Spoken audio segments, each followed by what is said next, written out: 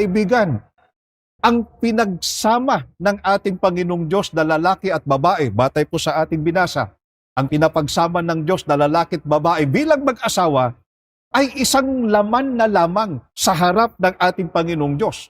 At ayon din po sa ating Panginoong Jesucristo, ang pinapagsama ng ating Panginoong Diyos ay huwag papaghiwalayin ng tao, sapagkat ang itinali o ibinuklod sa mag-asawa ay ang batas at kautusan ng ating Panginoong Diyos na ito po ay panghabang buhay.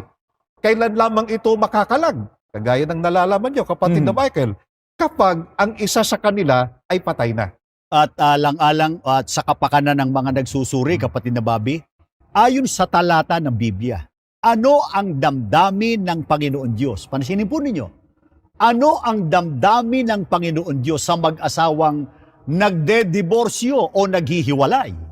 Ganito po ang sagot ng banal na kasulatan dito po sa Malakias 2:16. Namumuhi ako sa diborsyo ng mag-asawa, sabi ng Panginoong Diyos. Napakalinaw, mga mahal na kaibigan, namumuhi ang Diyos sa mga nagdidiborsyo na mag-asawa.